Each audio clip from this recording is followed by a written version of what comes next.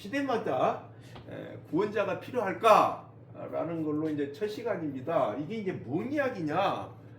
이렇게 주장하는 데가 한 곳이 아니라 몇 곳 돼요. 몇 곳 되는데 뭐냐면 시대별, 시대마다 새로운 구원자가 나타나는데 그 사람 말을 들어야 된다라고 주장하는 곳이 몇 곳 돼요.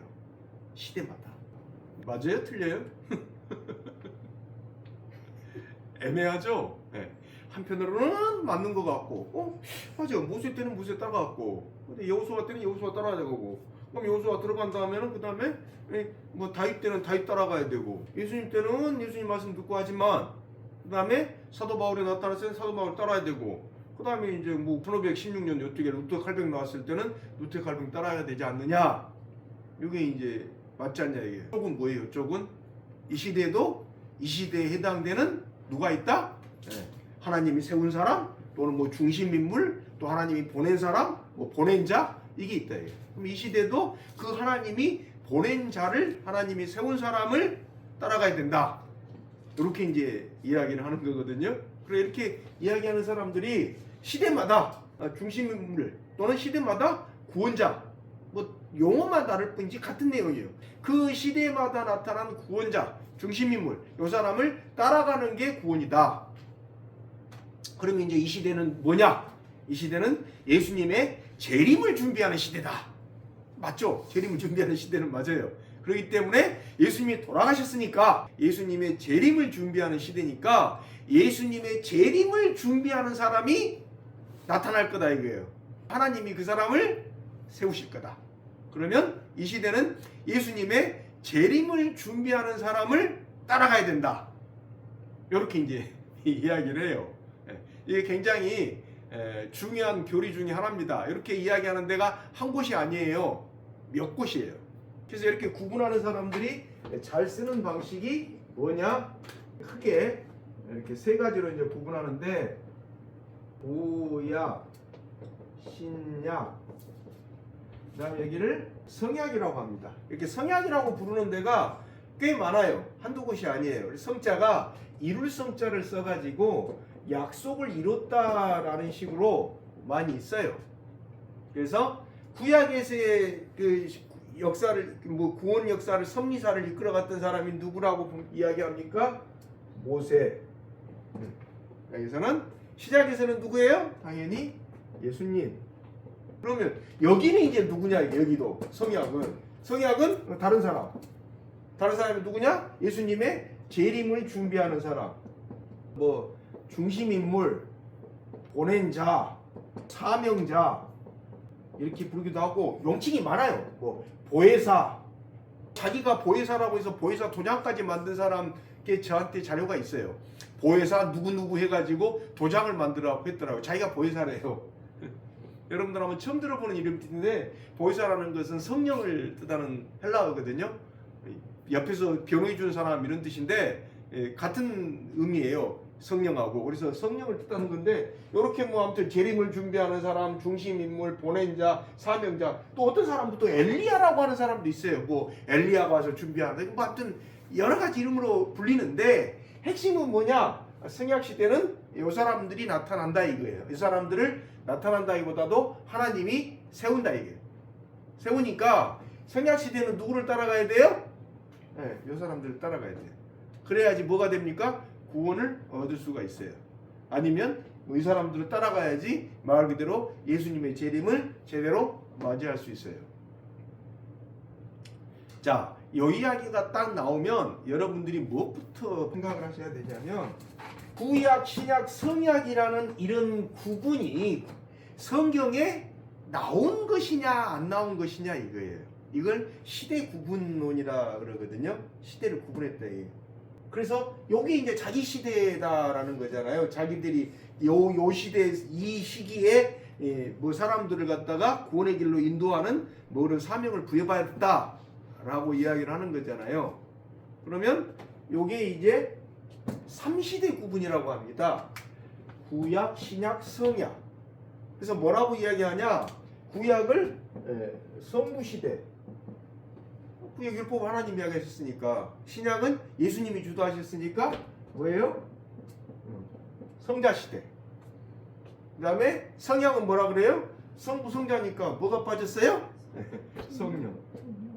자, 성부, 성자, 성령. 그래서 성령이 여자의 모습을 갖고 있다. 여자와 같은 형상을 지니고 있다. 라고 주장하는 곳이 한 곳이 아니에요. 그러면 요렇게 이제 구분하는 걸 갖다 삼시대 구분이라고 하는데 이게 맞았냐 틀렸냐? 당연히 틀렸죠. 근데 하나 또 있어요. 그러니까 많은 사람들이 삼시대 구분만 이야기를 하는데 또 뭐 이상하게 해석하는 데서 삼시대 구분을 가지고 주로 해석하니까 그런다라고 생각을 하는데 요한계시록으로 한번 가보실래요? 요한계시록 2장하고 3장에 보면은 교회가 몇 개가 나옵니까? 7개가 나와요. 7개의 교회에 대해서 각각 그렇게 편지를 보내잖아요. 그래서 3시대 구분만 있는 게 아니라 7시대라고 하기도 하고요. 7세대라고도 하기도 합니다. 7세대 구분도 있어요. 우리나라에는 이게 소개가 잘 안 됐어요. 그런데 이게 있어요, 없어요? 있어요. 미국에서 굉장히 유명했던 이론이에요. 인류 역사를 7단계로 구분해요. 여기는 인류 역사를 3개로 구분해요. 그럼 우리가 속해 있는 데는 지금 어디라고 보는 거예요? 우리가 속한 곳은 이쪽이다. 그래서 이 시대는 성령의 역사가 굉장히 중요하다. 그래서 성령의 역사가 자기한테 임했다. 그래서 자기가 보혜사다. 또 성령이 여자다. 그래서 어머니 하나님이다. 엄마 하나님이다. 아니면 뭐 하와 하나님이다. 뭐 이렇게 이제 이야기를 해요. 여자 하나님이다 이게. 하나님이 아버지니까 성령은 당연히 엄마가 되겠죠. 성령 뭐 분체, 성령 상징체 또는 뭐 성령의 대변자 막 이렇게 이제 이야기를 하는 게 이렇게 세 시대로 구분해서 나온 이야기인데 요것만 있는 게 아니라 뭐가 있다고요? 요한계시록 2장 3장에 나오는 이걸 갖다가 7교회를 갖다가 인류 역사의 7모습이라 그래가지고 이거에 따라서 인류 역사를 7세대 또는 7시대로 구분하는 이론도 있어요. 근데 이게 7세대로 구분하는 것은 우리나라에 잘 소개가 안 됐어요. 되긴 됐는데 많은 사람들이 잘 안 받아들였고 왜 뭐 이미 잘못됐다라고 판정이 났기 때문에 안 받아들였고 요렇게 구분한 것은 우리나라에서 꽤 많은 사람들이 받아들였어요. 세 시대로 구분하는 거. 왜냐? 이건 우리나라에서 이렇게 주장한 사람이 있었거든요. 백남준이라고 하는 사람이 이런 교리가 나오기 전에 뭐 기독교 근본 원리라고 하는 책을 쓴 사람이 있어요. 그 사람이 이렇게 쭉 해가지고 이 이야기가 떠돌았어요. 우리나라에. 우리나라의 이 이야기가 그 사람에 의해서 막 여기저기서 뭐 성경 이상하게 해석하는 사람들이 나오기 전에 그 사람도 좀 이제 좀 그 해석 자체가 잘못됐다라고 이미 판정이 나는데 이렇게 세 시대, 7시대가 아니고 세 시대로 구분을 했을 때 이렇게 구분한 사람이 우리나라 사람이냐? 우리나라 사람이 아니에요. 그러면 이렇게 구분한 사람이 있어요. 처음으로. 누구예요? 이탈리아에 있는 수도사 사람인데 요아킴이라는 사람이에요. 요아킴이라는 사람이 인류 역사를 이렇게 세 개로 구분했어요. 수약, 신약, 선약 해가지고. 그러면서 성약이 언제 시작된다라고 했냐? 제가 나중에 기독교는 역사를 어떻게 구분하는가에 다시 한번 말씀드리겠는데 언제부터 시작된다고 했냐? 1260년부터 시작된다라고 했어요.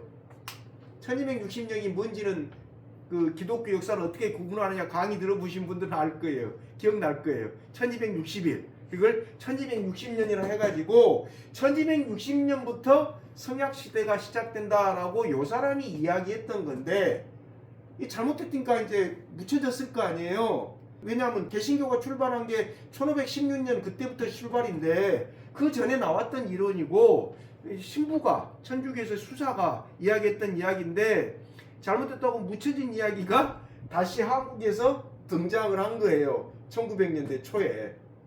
그 사람이 등장을 시켜가지고 이게 오늘날 한국에서 성경을 엉터리로 해석하는 사람들이 아주 많이 쓰는 시대의 구분법입니다. 자, 그럼 여기 이제 뭐가 문제가 있느냐? 요 상태에서는 어떻게 구분하느냐? 구약보다 신약이 더 낫고 신약보다 성약이 더 나아요. 나았는데 구약은 그럼 어떻게 이야기합니까? 구약은 어떤 관계예요? 네. 주종 관계다 이거예요. 주인과 종. 그래서 구약 성경에 보면은 뭐라고 이야기해요? 하나님이 나의 종 또는 야의 종 이렇게 이야기한다 이게 하나님의 종. 우리나라 번역할 때는 여호와의 종 이렇게. 근데 이제 신약 성경에 나와가지고 예수님이 뭐라고 이야기하셨습니까? 내 말씀을 지키는 사람은 내 친구다. 요한복음에서 이렇게 이야기하셨기 때문에 여기서는 이제 어떤 관계예요? 부자 관계. 주종이 아니라 부자 관계. 근데 이제 성령 시대는 뭐냐? 하늘의 신부가 나타나는 시대래요. 그래서 성령 시대는 무슨 관계예요? 애인 관계예요. 자, 시대가 달라요? 이렇게 나뉘어요. 자, 그러면 주종 관계 때 적용되는 법하고 부자 관계 때 적용되는 법하고 애인 관계 때 적용되는 법이 같을까요? 다를까요? 다르다라고 이야기해요. 그게 성경을 엉터리로 해석하는 사람들이 사람 속이는 방법이에요. 성경으로 보면 이때마다 나타나는 법이 같아요, 달라요? 같아요. 요때 법이나 예를 들어서 몇 가지 뭐 예수님이 고친 건 있어요. 그건 예수님이 고친 거니까. 요때는 예를 들어서 뭡니까? 율법에 의하면 뭐 고기를 갖다 피채 먹으면 안 되고 그 다음에 돼지고기 먹으면 안 되고 그거 바꿨잖아. 여기 와가지고 율법인데 그건 율법에 나온 이야기잖아요. 얘 바꿨단 말이에요. 돼지고기를 먹어도 된다. 왜? 그건 유대인들이 그 고고학적으로 연구를 해서 분석을 해보니까 유대인 고대 이스라엘 사람들 DNA를 갖다가 뼈가 있어서 유골을 찾아가지고 분석을 해봤는데 돼지고기에 알레르기 반응을 보이는 사람들이 90%가 넘어요. 고대 유대인들이, 고대 이스라엘 사람들이. 그건 DNA 분석을 해갖고 나온 자료예요. 최근에 2000년대 나와서나 DNA 분석이 가능했지 그전에는 불가능했잖아요. 그래서 분석을 해보니까 뭐 여러 가지 이유가 있는데 지금 그래서 이슬람교도 여전히 돼지고기 안 먹잖아요. 이슬람 율법에가 먹지 말아 그랬단 말이에요. 마찬가지로 여기하고 여기 세 개가 적용되는 법이 다른 부분도 있는데 다른 부분은 예수님이 뭘 바꿔라고 바꿨지 이 세 곳이 각각 적용되는 법이 다르다. 요러면 이제 무슨 문제가 생겨요? 요 시대에는 어떻게 돼요? 요 시대에 해당되는 법이 따로 있기 때문에 뭐가 돼요? 요때 입장으로 보면 죄가 될 수도 있지만 여기 시각으로 보면 이 행위가 예를 들어서 요 시기에 어떤 사람이 A라는 일을 했어요. 일을 했는데 이 시기에 일어난 A라는 일 자체가 구약 신약의 시각으로 보면은 죄예요. 하나님이 싫어하시는 요 둘의 관점으로 보면은. 그런데 성약의 관점으로 보면은 죄가 아니에요. 그러면 이제 이게 뭐가 문제가 돼요? 거기서 아까 말씀드렸던 지도자 뭐 그 사람들이 창립자들이 하는 행위가 하는 일들이 요 둘의 관점에서 봤을 때는 죄인데 여기의 관점으로 봤을 때는 죄가 아니다 이거예요. 죄가 아니면 뭐예요? 세상에서 오해를 해가지고 억울하게 누명을 뒤집어 씌운 거예요. 그래서 이게 어떤 문제가 있냐? 이거 자체가 성경에 없어요. 이런 구분 자체가. 아까 7시대, 7세대 구분이 있고 3시대 구분이 있다 그랬잖아요. 근데 이걸 제일 먼저 이야기한 사람은 요아킴이라고 그랬잖아요. 우리나라 사람도 아니에요. 중세에 있는 수도사예요.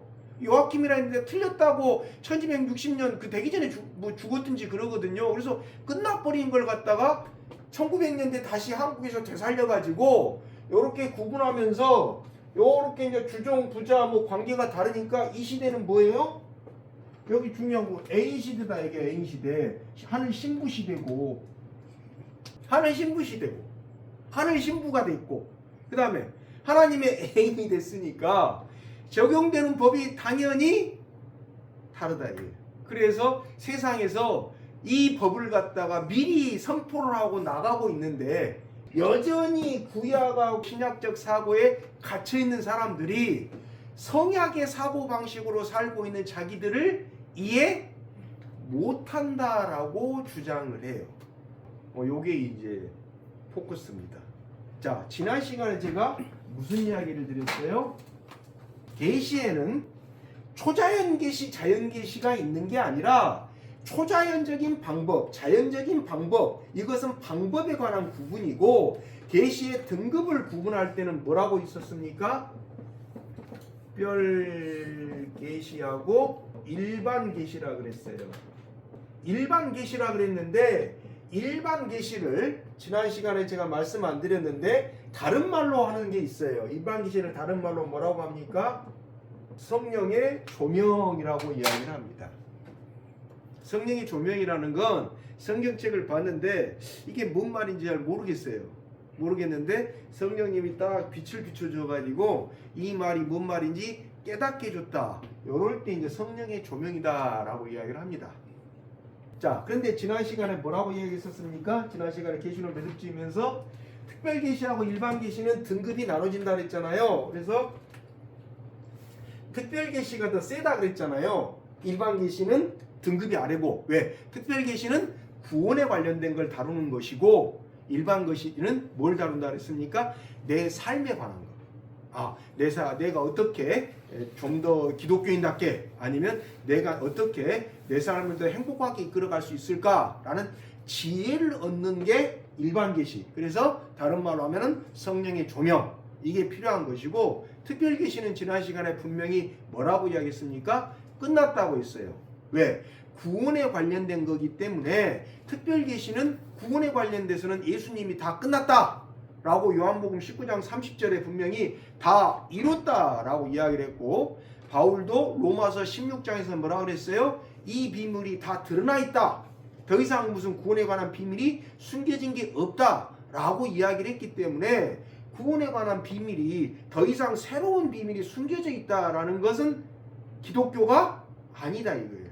기독교가 아니기 때문에 특별 계시는 끝났기 때문에 일반 계시로서 뭐가 어떻게 성경을 어떻게 하면 잘 믿을까 뭐 이건 논할 수가 있지만 새로운 구원의 시대가 도래한다라는 말은 기독교 교리에는 없어요.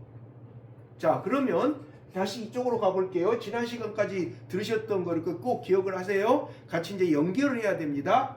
자, 성약 시대에 하늘 신부가 나타나고 애인이 나타나가지고 성령님이 새로운 구원을 갖다가 주도한다. 라는 이 이야기는 특별 계시예요? 일반 계시예요? 특별 계시도 아니고 일반 계시도 아니에요. 왜? 이런 이야기가 성경에 없어요. 이런 이야기가 성경에 없다고요.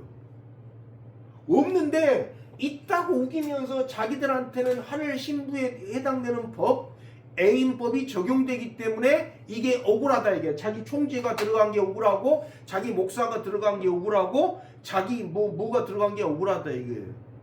작년인가 성폭행범으로 10몇 년 형 받은 사람이 말기암으로 나와가지고 결국 죽었어요.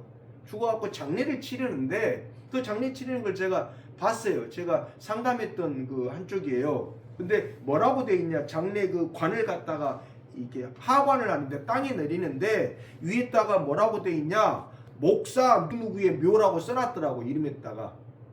그 사람 목사 아니에요. 근데 목사 누구누라 성폭행범이에요. 십몇 년 살다가 십몇 년 다 못 살고 살다가 말기암 진단을 받아가지고 나와가지고 죽었단 말이에요.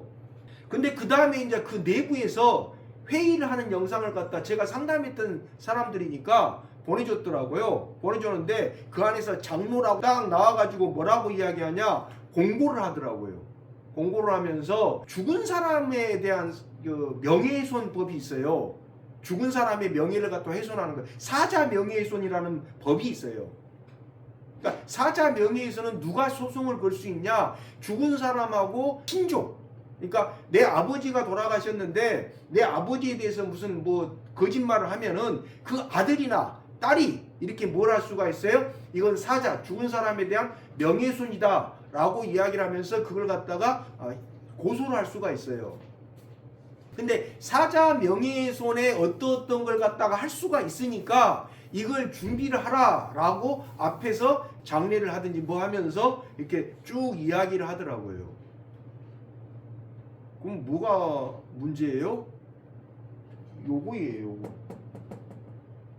목사도 아닌 사람이 목사인데 하나님이 세운 특별한 목사에서, 목사도 아닌데 목사라고 간에서 부르니까 목사에서 뭡니까?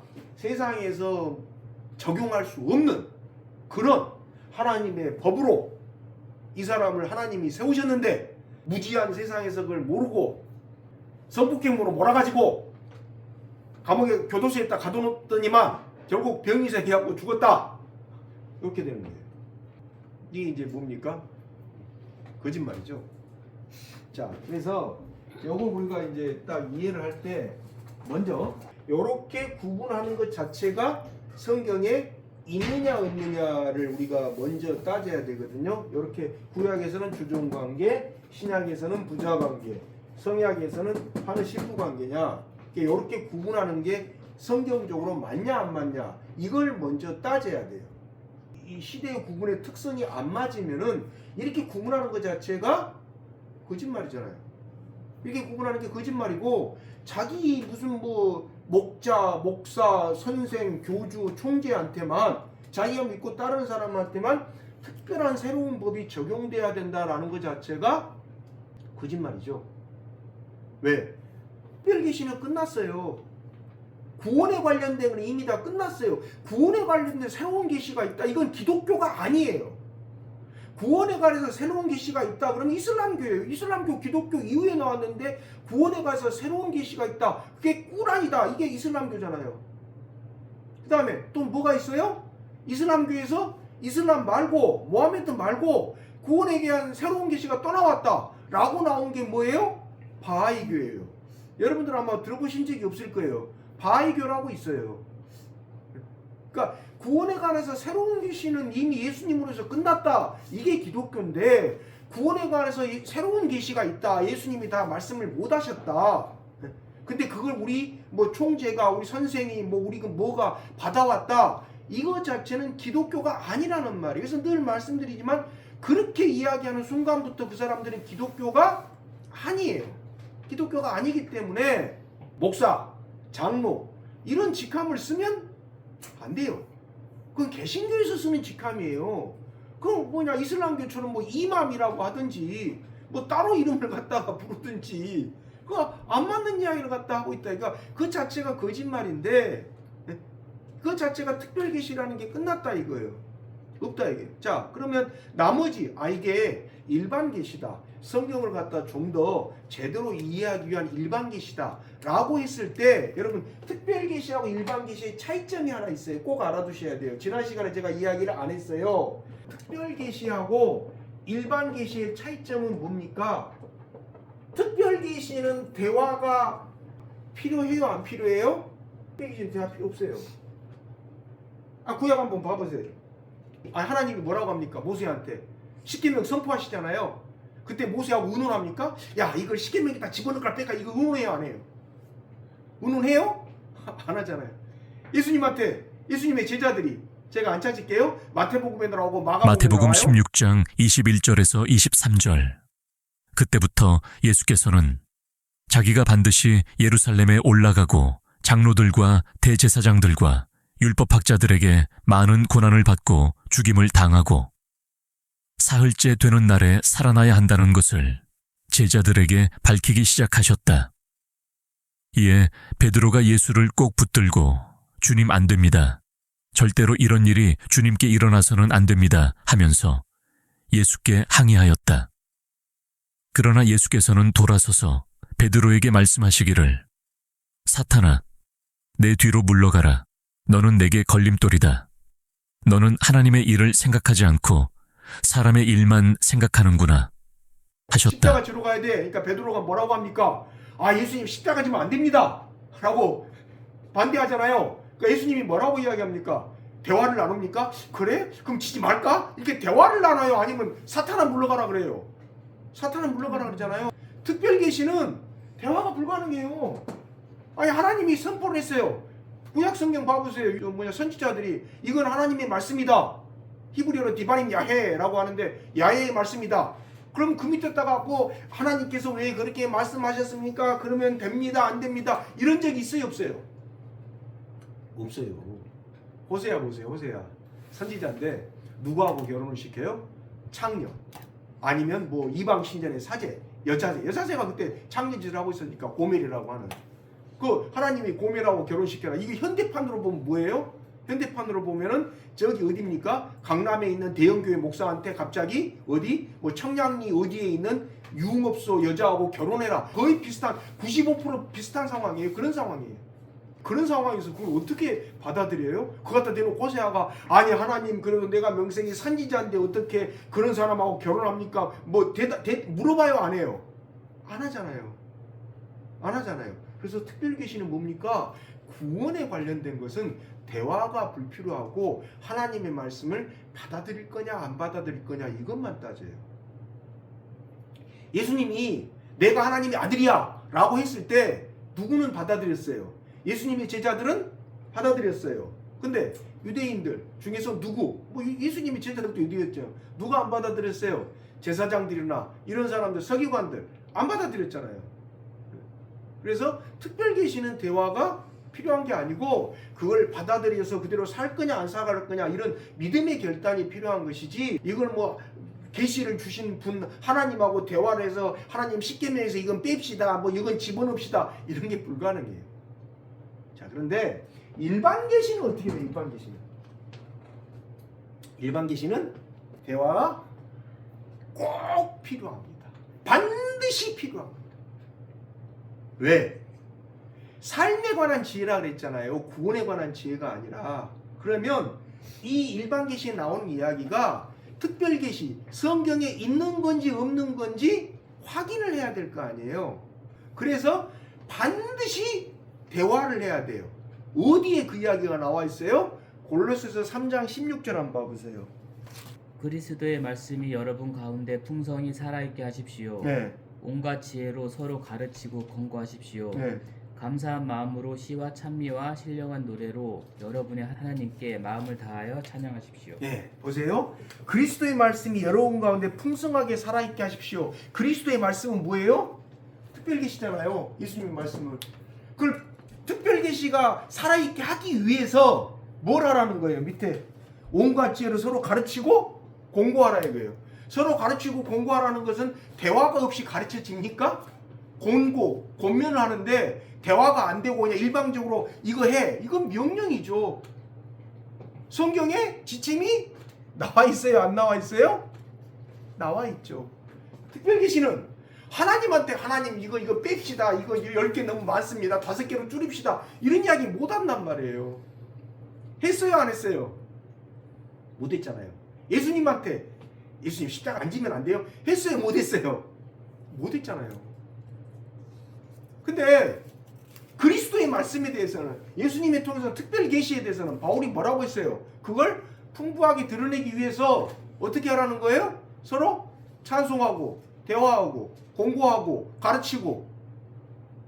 일반 계시는 대화가 꼭 필요해요. 꼭 필요해요. 그래서 제가 말씀드리는 거예요. 이것 자체가 특별 계시다고 주장하면 그건 기독교가 아니고 기독교가 아니죠. 무슨 기독교가 새로운 구원이 또 있대요. 예수님이 끝났는데. 기독교라고 한다면 뭐가 필요해요? 이야기를 나누자에게 대화를. 그러면 대화를 나누는데 전제가 되는 게 뭡니까? 거짓말은 안 해야 돼요. 어디에 나와요? 성경에 나와요. 하나님이 거짓말 하셨다고 말한 적이 없어요. 신약 성경에 와갖고 바울은 뭐라고 했어요? 에베소서에서 기독교인은 뭘 해라? 하나님을 본받는 사람이 되라. 근데 하나님은 거짓말 안 하는 분이다. 그러면 기독교인도 거짓말을 안 해야지. 기독교인이라고 하면서 특히 계시에 관련된 걸 이야기를 하면서 대화를 나누면서 그것도 교리에 관련된 자, 일상에 대한 이야기가 아니라 교리에 관련된 이야기를 나누면서 거짓말을 한다. 그건 기독교가 아니라는 말입니다. 일상에 관련된 건 어떻게 필요에 따라서 뭐 하얀 거짓말을 해서 어쩔 수 없이 거짓말을 할 수도 있어요. 뭐 나치가 예를 들어서 데려와갖고 뭐 끌고 가려 했는데 이 안에 연합군 뭐 유격대가 숨어 있습니다. 이런 말은 못 하잖아요. 그러니까 그런 경우가 아니라면 이 교리에 관련된 건 그런 부분이 아니잖아요. 그래서 교리는 특별 계시 아니면 일반 계시이기 때문에 교리에 관련된 이야기는 거짓말을 하면 안 돼요. 그러면 명확하게 여러분이 짚어주셔야 돼요. 분명히 거기서 메시아라 그랬어요. 그러니까 메시아가 아니냐 맞냐 이거는 절대 포기하면 안 돼요. 본인 스스로 메시아라고 했으니까 메시아라고 믿는 이유를 갖다가 따져묻지 않고 두리승돈에 넘어가 버리면은 아무것도 안 돼요. 분명 본인 입으로 메시아라고 떠들었고 몇십 년 동안 메시아라고 떠들었으면 메시아란 증거를 내놔야 되지. 뭐 자기들한테는 애인법이고 뭐 이게 해당되는데 세상에서 오해를 해가지고 우리 선생을 뭐 집어넣었다 해갖고 뭐 관했다가는 무슨 목사 누구누구 목사도 목사 아니라고 파면된 지가 언젠데 그건 안 맞다 이게. 삶에 대한 이야기가 아니고 교리에 대한 이야기는 절대 거짓말을 하면 안 돼요. 왜? 성경이가 그렇게 출애굽기로 한번 가볼게요. 4장 22절 한번 봐보세요. 너는 바로에게 말하여라. 나 주가 이렇게 말한다.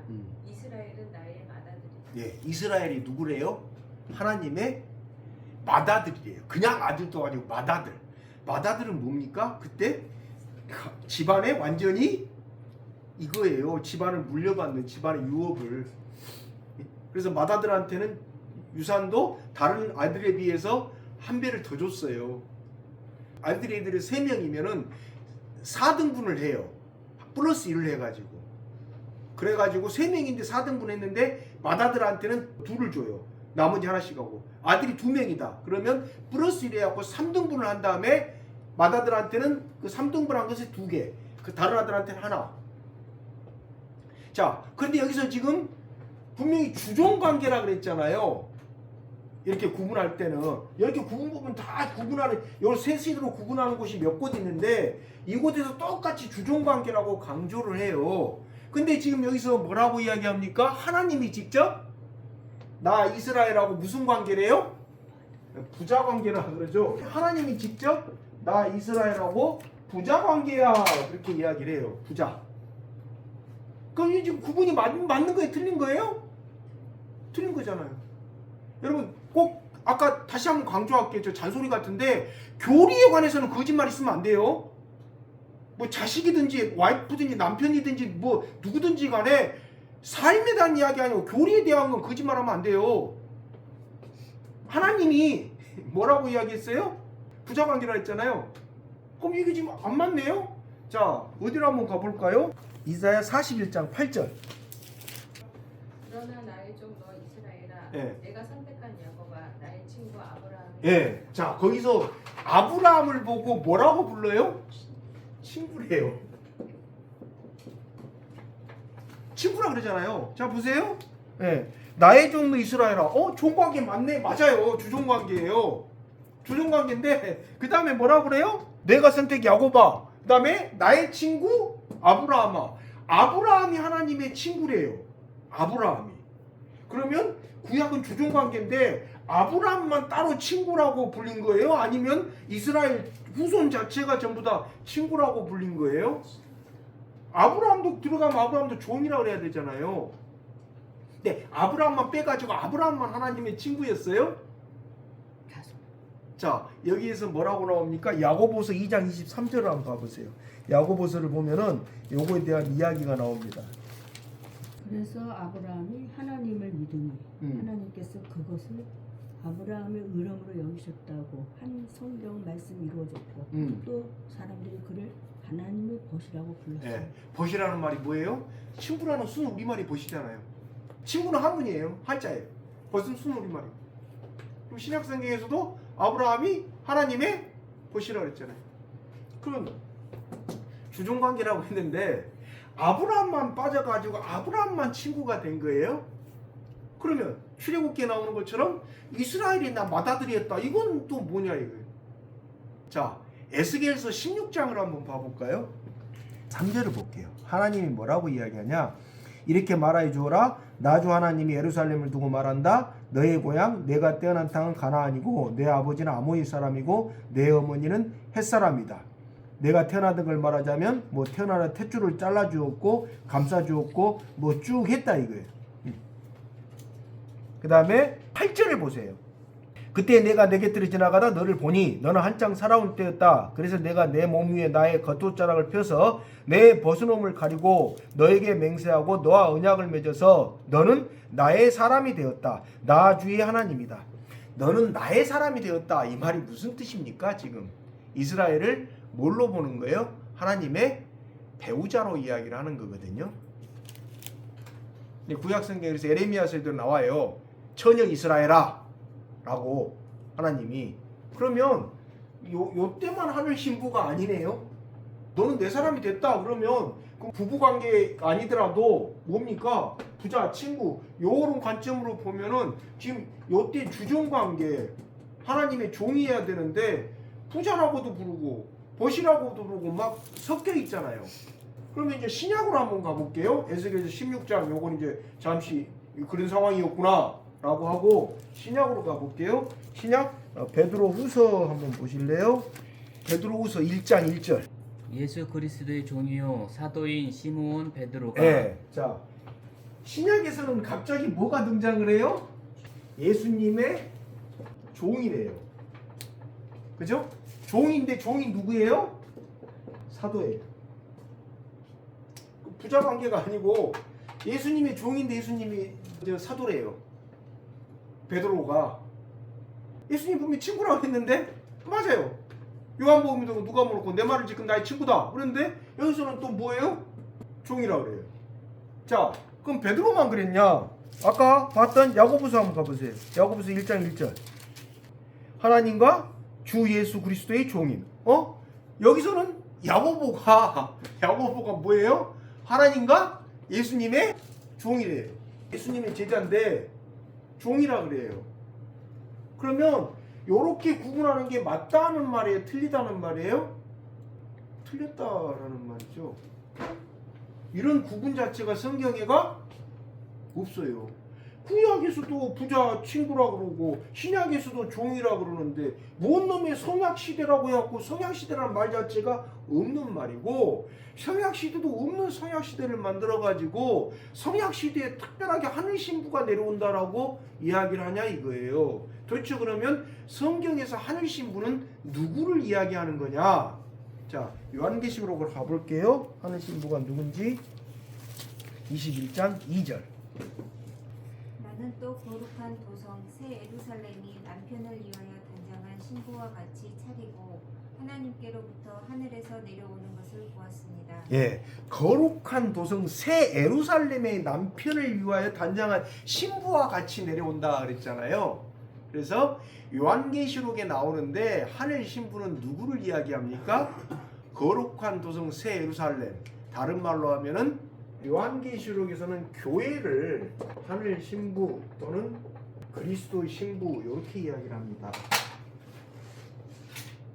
어떤 특정한 사람이 그리스도의 신부가 된다든지 어떤 특정한 사람을 믿고 따르고 추종하는 사람들이 그리스도의 신부가 되고 하나님의 애인이 됐다라는 말이 성경에는 없어요. 그렇기 때문에 그런 말이 없기 때문에 하늘 신부 애인한테 해당되는 다른 어떤 윤리적인 지침이 성경에는 존재하지 않아요. 성약이 이렇게 따로 요 이야기가 이미 교회에 대한 이야기고 이때까지 다 끝났잖아요. 이미 신약으로 다 끝나버렸죠. 그러면 성약 시대에 굳이 다른 무슨 뭐 성령의 뭘 받아가지고 무슨 뭐 애인이 됐고 하늘 신부가 됐고 뭐 복직된 하와가 됐고 막 이래서 새로운 윤리적 지침이 그 사람한테 적용돼야 된다라는 말은 성경에 없어요. 거짓말이에요. 거짓말. 이게 없어요. 이게. 그렇기 때문에 뭐 성약 시대의 새로운 구원자 필요 없어요. 성약 시대라는 것 자체도 거짓말이고 뭔 새로운 구원자가 필요하냐 이게 성약 시대라고. 성약 시대라는 구분 자체가 성경에 없는 말인데 하늘 신부는 교회를 지칭하는 거기 때문에 성약의 하늘 신부가 나타나는 것도 아니고 신약 시대에 나타난 거고 이미 교회는 신약 시대부터 나타난 거잖아요. 교회는 신약 시대부터 나타났잖아요. 그러면 이미 신약 시대부터 하늘 신부가 나타나는데 뭔 성약에 와서 무슨 뭐 성약이라는 말도 없고 성약 시대에 새로운 하늘 신부가 나타나요? 이렇게 나누는 것 자체가 필요 있어요, 없어요? 없어요. 이런 구분 자체가 성경에 없어요. 근데 여전히 이렇게 구분해갖고 자기들은 성약 시대라서 새로운 뭐가 필요하고 뭐 성경은 신약 시대까지만 필요했다 이게. 성경은 더 웃긴 건 그거예요. 성경은 신약 성경 시대까지만 필요했고 성약 시대는 성경이 아니고 새로운 진리가 선포가 돼서 새로운 진리로 자기들을 봐야 된대요. 그 새로운 진리가 뭐냐라고 물어봤더니만 그 사람들이 뭐 만든 설립자가 만든 무슨 뭐 이런저런 뭐 이야기예요. 뭐 잠언도 있고 아니면 뭐 말씀 선집도 있고 막 뭐 여러 가지가 있어요. 그런 잠언 성경에 말하는 잠언이 아닌데 무슨 뭐 좋은 뭐 격언을 갖다 이렇게 모아놨는 모양이에요. 근데 이 격언 자체도 어때요? 이렇게 분석을 해보면 앞뒤가 안 맞아요. 그 이제 전문가들 아니면 그걸 잘 몰라요. 근데 전문가들 보면 아포리즘 비평이라 해가지고 격언 비평이라고 합니다. 문학에서 쓰는 용어인데 보면은 앞뒤가 안 맞아요. 여기는 이렇게 해놓고 여기는 이렇게 이야기해놨어요. 둘이가 서로 안 맞게. 근데 이제 그걸 갖다가 이 아포리즘 비평 자체는 전문가들이 아니고서는 상당히 좀 하기가 힘들어요. 힘다 보니까 하는 이야기가 뭐 말씀은 좋다 이렇게 이제 뭐 거기 그게 좀 취해가지고 이제 그렇게 이야기를 하는 건데 그런 말이 이게 전혀 요 시대에 이게 해당되지 않는다 이게 자체가 끝났으니까. 자 그러면 요게 틀렸다면 도대체 성경은 뭐라고 이야기하느냐? 성경은 이렇게 이야기합니다. 구약하고 신약이 한 몸이에요. 따로 있는 게 아니에요. 근데 여기 이제 뭐가 있습니까? 요렇게 점선이 하나 있어요. 실선이 아니에요. 점선이에요. 좀 구분인데요. 요 구분되는 사건이 뭡니까? 바로 여기가 뭐예요? 십자가를 도전해봤는데 예수님이 보여주신 십자가 사건이 딱 여기를 갖다 하는 근데 실선이 아니에요. 꼭 이거 구분하셔야 돼요. 실선이 아니고 점선이에요. 아까 구약, 신약, 성약 구분하는 사람들은 뭐였어요? 전부 다 실선이었잖아요. 이렇게 끊어진다라는 거잖아요. 각각 다른 영역이다라는 말인데 기독교에서는 신구약을 갖다가 이렇게 실선으로 끊지 않고 점선으로만 구분해요. 그 말은 뭡니까? 여기서 이렇게 변환이 됐다라는 말이거든요. 여기서 하지 말한 걸 예수님이 그건 안 해도 돼, 안 지켜도 되라고 바꿔줬다 이거 여기 있던 걸 갖다가. 구약하고 신약하고 한 몸이다 이게 한 몸. 다른 몸이 아니라 한 몸인데 요렇게 바꿔줬다 이게. 어떻게 바꿔줬냐? 여전히 구약을 토라라고 하는 그 관점으로 보는 종교가 있어요. 어디예요? 유대교예요. 기독교는 구약을 어떤 관점으로 봅니까? 예수님이 주신 말씀의 관점으로 요렇게 봐요. 어디 나와요? 요한복음 5장 39절 너희가 성경을 연구하는 것은 영원한 생명이 그 안에 있다고 생각하기 때문이다. 성경은 나에 대하여 증언하고 있다. 요한복음 5장 39절에 이야기하는 성경이라는 것은 기본적으로 구약 성경이거든요. 그러니까 구약 성경이 예수님에 대해서 증언하고 있다. 그래서 예수님의 말씀에 따라서 왜 기독교는 이렇게 보느냐? 누가 그렇게 이야기하셨어요? 예수님이 그렇게 봐라 했다. 요한복음 5장 39절에서 예수님이 성경이 예수님에 대해서 나에 대해서니까 성경이 예수님에 대해서 증언하고 있다 이거예요. 성경이. 그래서 이렇게 봐요. 신약과 구약을 별개로 보지 않고 연결된 한 몸인데 여기서 이렇게 변환이 몇 가지가 일어났다 이거예요. 어떤 변환입니까? 구약에서는 비유대인들한테 결혼시켰어요? 안 시켰어요? 비유대인하고 결혼하면 안 됐죠. 결혼하면 안 됐죠. 비유대인들하고 결혼하면은 막 느헤미야 에스라에 보면 막 헤어지라고 돌려보내고 막 이러잖아요. 유대인이 아닌 사람하고 결혼했다고, 유대인끼만 결혼했는데, 근데 신약 성경으로 보면 어떻게 돼요? 고린도전서 7장에 보면은 바울이 뭐라 그래요? 예수님을 그리스도로 믿는 사람하고 안 믿는 사람이 결혼했다 이거예요. 만약에 남편이 예수님을 안 믿는 사람이거나 안 사람이 예수님을 안 믿는 사람이다. 그럼 어떻게 해야 되냐? 헤어져야 되냐?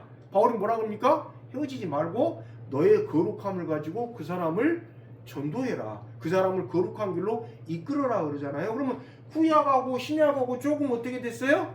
변환이 일어났죠. 구약에서는 유대인 아닌 사람하고 결혼하면 큰일 나요. 그건 죄예요. 그래서 나중에 느헤미야 보면 막 에스라 보면 돌려보낸다니까. 이거 헤어져라 그래가지고. 근데 신약 성경 와서는 바울이 헤어지지 마라 그랬단 말이에요. 그러면 바울이 율법을 안 지킨 거예요? 뭐예요? 바뀌었다 이게 바뀌었다. 바뀐 부분이 몇 개 있어요. 왜? 예수님이 뭐라고 하셨습니까? 내가 율법을 완성시키러 왔다 그랬잖아요. 마태복음에서 보면 산상수훈에서. 그러니까 율법에서 부족한 부분들을 예수님이 완성시키러 오신 분이기 때문에 여기서 완비되지 못했던 것들을 갖다 여기서 완성을 시켰어요. 그래서 기독교는 구약과 신약을 갖다가 하나로 보지 따로 보지 않고 뭐 이렇게 주종시대 조시 이렇게 구분하지도 않아요. 그러면 여기까지서 끝나요. 끝나면 여기에 새롭게 무슨 성약이라는 게 존재할까요? 안 할까요? 존재 안 해요. 기독교는 존재 안 해요. 근데 이걸 존재한다고 이야기하면은 기독교가 아니에요. 기독교는 이거 존재 안 해요. 필요 없어요. 근데 이걸 갖다 존재한다고 또 이야기한다 이거예요. 그 다음에 결정적으로 여러분 그 교재에 66쪽 한번 봐보세요. 제일 밑에를 보시면 하나님께서 중심인물을 통하여 시대마다 하나님의 뜻을 이루어오신 결정적인 이유는 바로 예수님의 오심을 온전히 맞이하도록 준비시키는 것이었습니다. 라고 돼 있죠. 자, 무슨 말이에요? 중심인물이라고 불리는 사람들이 하는 일이 뭐라는 거예요? 거기 보면 예수님의 재림을 준비시키는 사역을 한다 얘기예요. 누가? 자기가. 그럼 뭐라고 이야기합니까? 아니, 그 사람 메시아잖아. 아, 메시아 아니야. 나는 그 사람을 통해서 성경을 배웠어. 그리고 그걸 통해서 예수님의 재림을 내가 준비해야 되는 사람인 줄 알았어. 그래서 그 사람은 나에게 성경을 제대로 가르쳐준 사람이지 메시아가 아니야 라고 거짓말을 한다라 이거예요. 이게 왜 거짓말이냐? 자, 성경에서 예수님의 재림을 준비시키는 분이 따로 있어요. 누구예요? 찾아볼게요.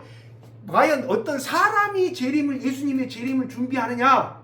아니면 다른 존재가 준비하느냐? 먼저 요한복음으로부터 갈게요. 요한복음 16장 7절 보세요. 보혜사를 보내주신대요. 근데 7절이 중요한 게 아니고 8절부터예요. 보내주신다고 했으니까 뭐라고 나와 있느냐? 제가 읽으면서 얘기할게요. 그가 오시면 죄와 의와 심판에 대하여 세상의 잘못을 깨우치실 것이다. 그래서 죄에 대해서 깨우친다 하면 세상 사람들이 나를 믿지 않기 때문이요. 의에 대해서 깨우친다 하면 내가 아버지께로 가고 너희가 나를 더 이상 못 볼 것이기 때문이요. 그 다음에 심판에 대해서 깨우친다 하면 이 세상의 통치자가 심판을 받았기 때문이다. 자, 8절부터 11절까지를 보면은 재림을 준비시키시는 분은 누구예요? 성령님이죠. 보혜사가 성령이에요. 보혜사가 성령이에요. 같은 말이에요.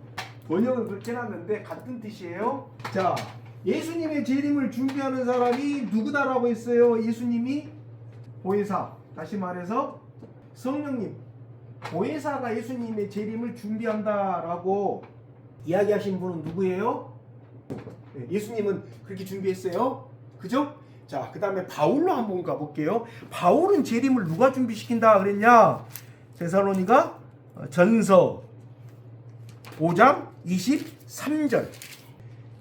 평화의 하나님께서 친히 여러분을 완전히 거룩하게 해주시고 우리 주 예수 그리스도께서 오실 때 여러분의 영과 혼과 몸을 흠이 없이 완전하게 지켜주시기를 빕니다. 예, 자, 누가 직접 영과 혼과 몸을 갖다가 예수님 재림할 때 지켜주기를 바란대요?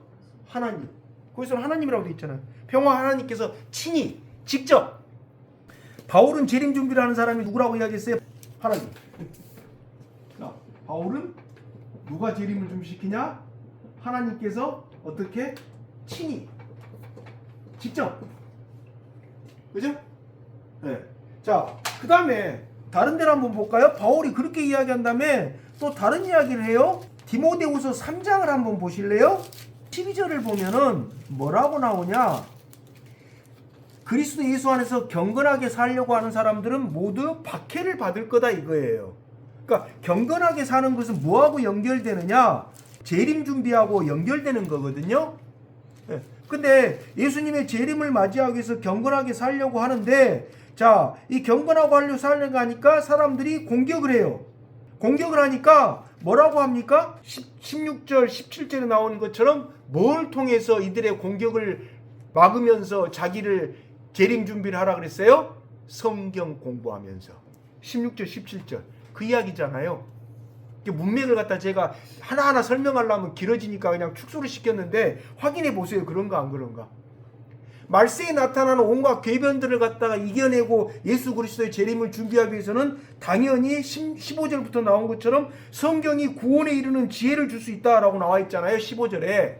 그러니까 뭘 공부를 해야 돼요? 성경을. 자, 어디를 한번 더 보냐? 디모데 전서 한번 봐보세요. 6장 14절. 그대는 우리 주 예수 그리스도께서 나타나실 때까지 그 계명을 지켜서 흠도 없고 책망받을 것도 없는 사람이 되십시오. 자, 예수 그리스도께서 나타나실 때까지니까 뭐예요? 재림 때까지 맞죠? 재림 때까지잖아요. 재림 때까지 뭘 지켜야 해요? 계명을. 근데 계명이 어디 나와 있어요? 조금 전에 우리가 봤던 디모데후서 3장 나와 있잖아요. 그러니까 바울은 하나님께서 친히 재림 준비를 하신다라고 한 것도 있고, 또 뭘 통해서 재림 준비를 하라고 했어요? 성경을 통해서. 성경에 나오는 말씀을 믿고 따름으로써 성경에 이런 구원의 지혜가 있으니까 성경을 통해서 재림 준비를 하라 그랬죠. 누가 그랬어요? 바울이. 예수님은 누구 보고 하라 그랬어요? 성령님이 해주실 거다. 바울은 하나님께서 직접 하신다. 그런데 뭐? 니들이 성경 보고 따라라. 그러면 요 세 개가 충돌을 빚어요? 아니면 하나예요? 하나죠. 근데 뭔 놈이 재림 준비를 갖다 무슨 중심인물이 하냐고요. 어떤 사람이 누가 재림 준비를 해요? 갑자기 어떤 뚱뚱아지 같은 사람이. 재림 준비를 누가 한다 그랬어요? 성경에. 예수님은 보혜사가 와서 할 거다.